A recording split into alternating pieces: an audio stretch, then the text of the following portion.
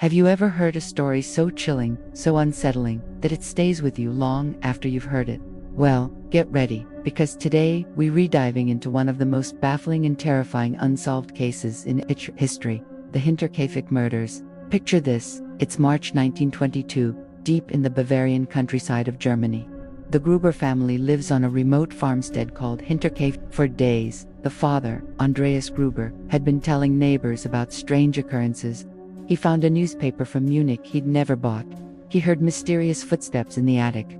He even discovered footprints in the fresh snow leading from the forest directly to their farmhouse. But strangely, none leading away.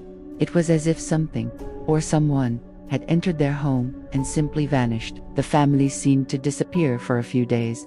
Mail piled up, the daughter didn't show up for school, and no one was seen at church on Sunday. Worried neighbors finally decided to investigate on April 4th.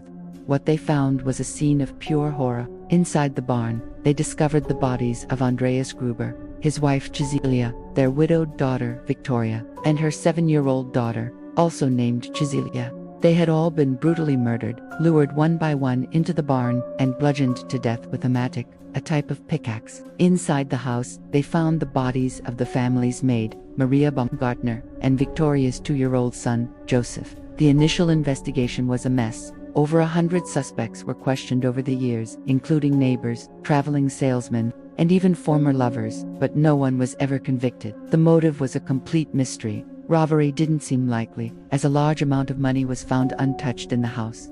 But here's the detail that elevates this from a tragic crime to the stuff of nightmares. The part that truly haunts investigators and anyone who hears this story. The killer, or killers, didn't just murder the family and flee. They stayed. For several days after the murders, someone remained in the house. The evidence was undeniable. The cattle and other farm animals had been fed. Food had been eaten from the kitchen.